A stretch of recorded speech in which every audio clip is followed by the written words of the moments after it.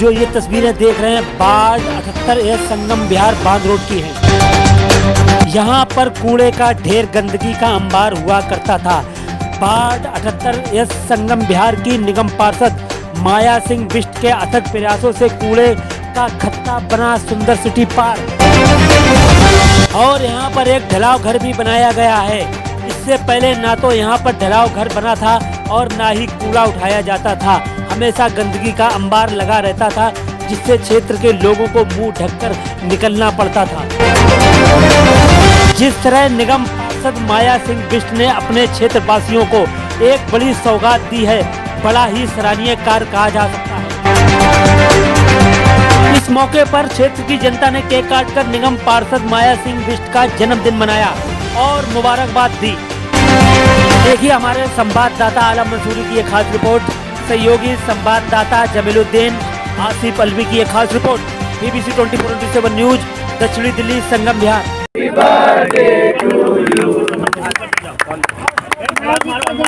बहुत बहुत शुभकामनाएं। आज तो अच्छा लग रहा है, सबसे ज्यादा फोटो ले लो भाई, आ जाओ सब। जो कार्यक्रम रखा गया है यहाँ पर खत्ते पे, जहाँ पर बड़ा कूड़ा हुआ करता था, तो क्या कहना चाहेंगे, क्या कार्यक्रम हुआ आज? देखिए हमने पूरे जहाँ पर पिछले 25 साल से यहाँ पे कूड़ा डल रहा था, कूड़े का डंपिंग यार्ड जिसे हम लोग बोल सकते हैं, इतना हज़ारों टन यहाँ से कूड़ा हमने रिमूव करा, यहाँ से उठवाया।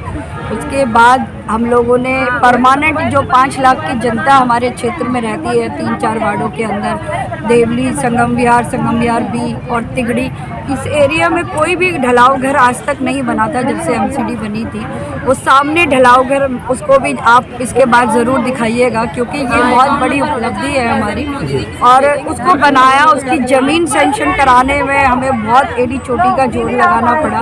उस बनाने के बाद हमने फिर इस ज़मीन का किसकी ज़मीन है, कौन है इसका रखवाला, लावारिस पड़ी थी, कूड़े का ढेर था, इसके बारे में पता लगाया हमने। DM अंकिता चक्रवर्ती जी ने और SDM अंकिता मिश्रा जी ने बहुत बड़ा सहयोग किया हमारा इस काम के लिए।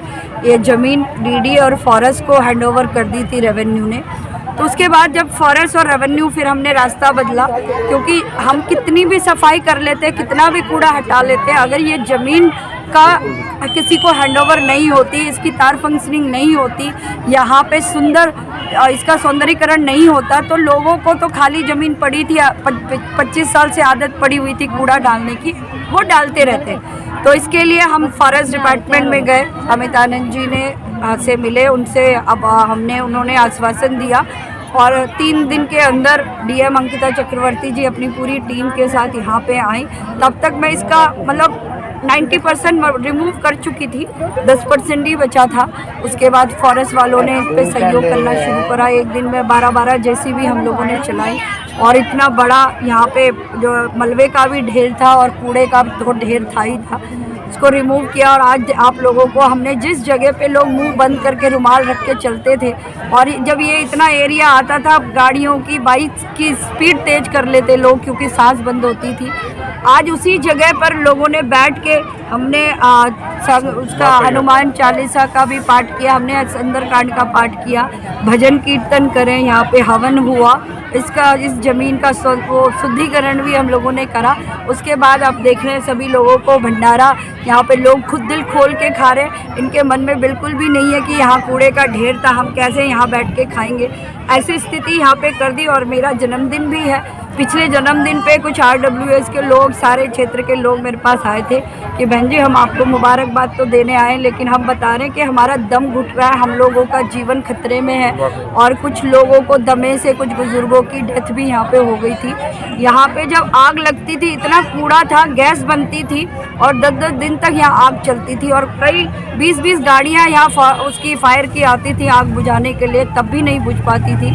ऐसी स्थिति थी। तो मैंने पब्लिक से कहा था अगले जन्मदिन का केक वहीं काटूंगी, उसी के कूड़े के ढेर को इस लाइक बना दूंगी कि वहाँ खड़े होकर मैं केक काट सकूँ। वो वादा जनता से पूरा किया था, इसलिए आज ये प्रोग्राम रखा। हनुमान जी का धन्यवाद करने के लिए, क्योंकि इस ज़मीन पे बहुत सारे भूमाफियों का कब्जा भी था, लोग लड़ने भी आए, बहुत तू मैं भी हुई, बहुत सारी चीज़ों का सामना करना पड़ा। तो हनुमान जी ने ताकत दी थी और उनकी सहन शक्ति की वजह से आज मैं कामयाब हुई हूँ और ये अपने क्षेत्र की जनता को ये सुंदर पार्क बन के जो समर्पित होने वाला है, उसके लिए मैं सभी लोगों का, जिन्होंने भी सहयोग किया, सबसे पहले अपनी जनता का। अगर वो मुझे वोट नहीं देते, मुझे पार्षद नहीं बनाते, मेरे पास ताकत नहीं होती, पावर नहीं होती, तो मैं ये काम कर ही नहीं पाती। सबसे पहला जो सहयोग है वो मेरी क्षेत्र की जनता का है, जिन्होंने मुझे वोट देकर जिता के पार्षद बनाया। उन सभी का बहुत बहुत धन्यवाद। मुझे अपना नाम बताएं।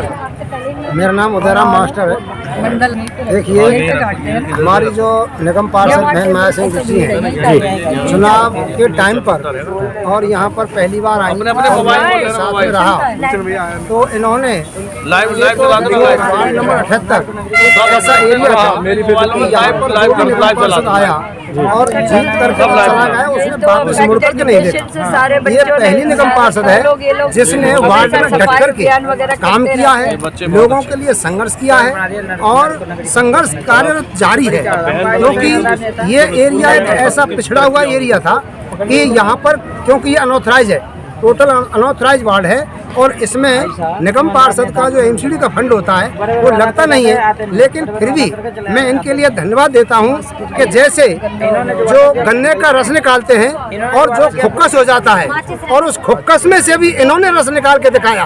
इतना मेहनत की इन्होंने कि इसके लिए मैं धन्यवाद देता हूं और आशा करता हूं कि ऐसी निगम पार्षद दोबारा भी हमारे बीच में जो संगठन है तय करके दोबारा भेजे, ताकि हम जैसे कार्यकर्ताओं का मनोबल बढ़े और जनता के लिए दिन प्रतिदिन रोजाना काम होते रहे। यही हमारी उम्मीद है।